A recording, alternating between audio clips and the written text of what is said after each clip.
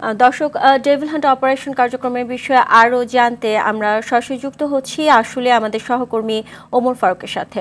Faruk, devil hunt operation কার্যক্রম অভিযানে এখন পর্যন্ত কতজনকে গ্রেপ্তার করা হয়েছে, এ ব্যাপারে বিস্তারিত জানাবেন।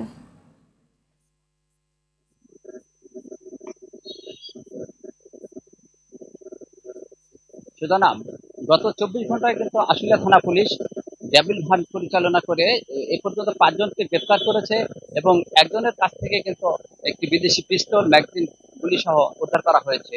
এছাড়া আশুলিয়া শিল্পাঞ্চল কিন্তু বেশ কিছুদিন ধরেই অস্ত্রের মহড়া চলছে এবং বেশ আতঙ্কিত হয়ে পড়েছে শিল্পাঞ্চল আশুলিয়ার মানুষ।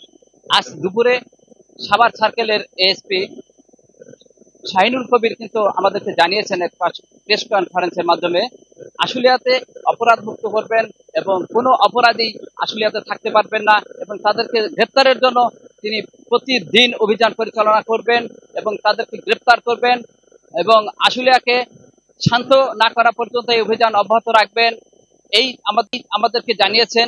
এছাড়া শিল্পাঞ্চল আশুলিয়ায় বিভিন্ন জুট ব্যবসা কেন্দ্র করে বিভিন্ন গ্রুপ কিন্তু এই অস্ত্রের মহড়া অব্যাহত রেখেছে।